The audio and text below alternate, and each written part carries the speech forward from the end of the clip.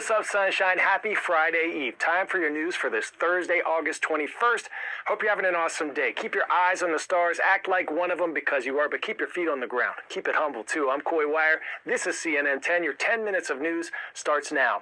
We start with some big changes that might prevent you from visiting parts of the world's second most visited website. Top visited site is Google. Any guesses what the second most visited is? If you say YouTube, you rock.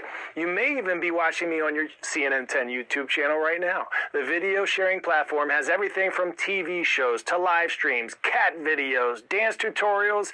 It is home to more than 5 billion videos as we speak, but some changes are underway that could impact how and if you can view certain content. The site is rolling out an AI-powered age verification tool. It's part of a push to help keep younger users safe. But get this, the artificial intelligence technology will guess your age and automatically restrict any age-inappropriate content. Well, what happens if it gets your age wrong? Our Claire Duffy has a deeper look. Hey, Coy. Yeah, if you are a YouTube user under the age of 18, this change could affect your experience on the platform. What YouTube is trying to do here is address the criticisms as it's rolled out youth safety features that young people can pretty easily evade them by just signing up for YouTube with a fake birth date. So YouTube is trying to address that with this new AI age verification system. How it's going to work is the AI is essentially going to be guessing if users are adults or minors, regardless of the birth date that they signed up with, based on the videos that they're watching and searching for and the length of time that their account has been active. If the AI guesses that a user is a minor, they will be automatically opted into some of these teen safety features, things like restrictions on the types of videos that users can watch, so preventing them from watching videos that are graphic or have nudity. They also will be getting these wellness reminders like take a break notifications, and they won't receive personalized ads.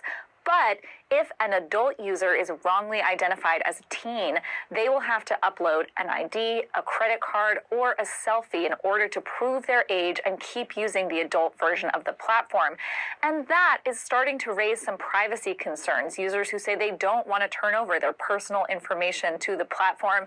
And security experts have also raised concerns about how YouTube parent company Google will be handling that sensitive information. Now, I did ask YouTube about this, and they said essentially that they have state-of-the-art security systems, and they won't be using people's personal information, their IDs, their credit cards, for advertising purposes. But it does sound like they will be hanging on to some of that information. And I will say, Coy, too, that this is something that users might start to see more and more across various different platforms. In Mississippi, we just saw the Supreme Court uphold a state law that requires all social media platforms to verify the ages of all of their users, all in an effort to prevent young people from accessing harmful content. But it does raise these sort of tricky questions about privacy and security. Back to you. Pop quiz, hot shot. Which of these capital cities boasts the highest elevation in the world? Mexico City, Tehran, Pretoria, or La Paz?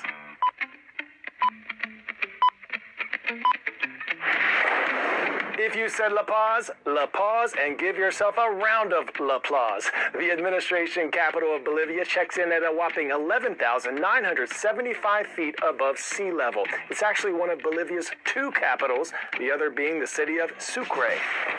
I am really digging this next story. Archaeologists say they've made an extraordinary discovery that could shed more light on a mysterious civilization that disappeared more than 1,000 years ago.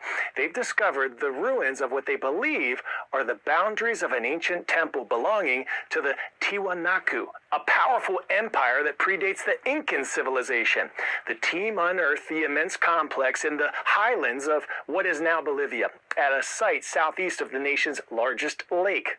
The remarkable find is more than 100 miles from the site of the ancient empire's capital, also called Tiwanaku, a UNESCO World Heritage Site often called the Stonehenge of the Americas. Researchers hope this new find will help them better understand the extent of the Tiwanaku's territory and help further unravel the secrets of this lost society.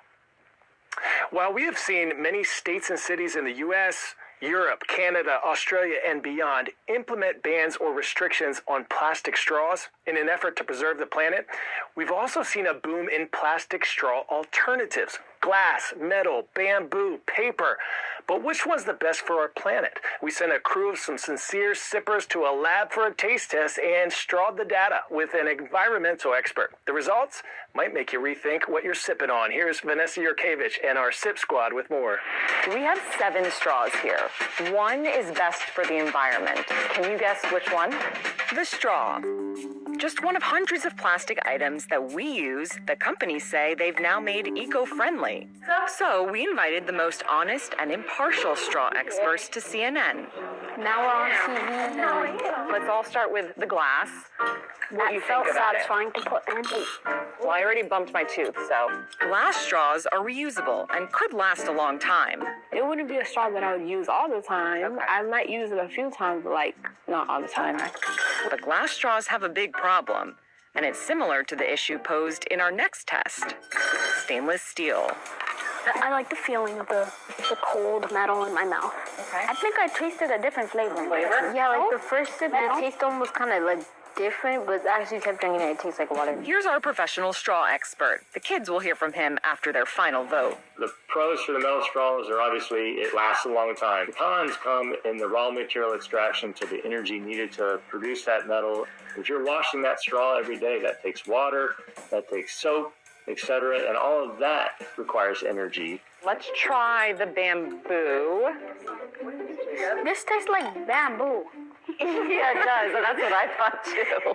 Bamboo itself is a pretty sustainable material with regards to water usage, but you still have to grow those plants and then you have to manufacture them into the straw, and that also requires a lot of energy. Many straws are meant to be biodegradable or composted, like paper or pasta.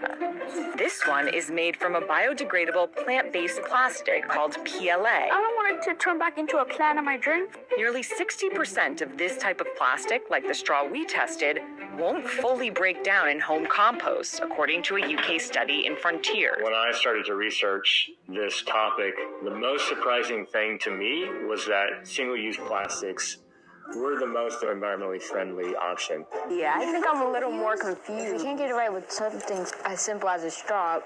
What about bigger things in the world?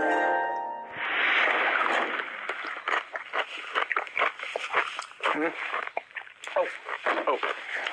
This next story is a really big deal. Instacart, the grocery delivery service, released a sales report for pickles for 2024. The results are jarring. Drumroll, it is Mount Olive topping the list as the pinnacle of pickle sales in America. Vlasic, Clausen, Oh Snap, and Grillo's round out the top 5. They even mapped out who's buying the most pickles, too. You Midwesterners relish in your beloved brined cucumbers, I see. Instacart says part of what's fueling the boom are some delightful pickle collabs with influencers on social media, like Pickle Lemonade.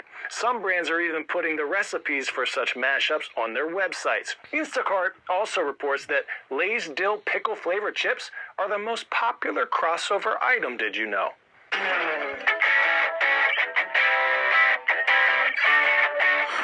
Today's story getting a 10 out of 10. Man, this is Santos Vagos.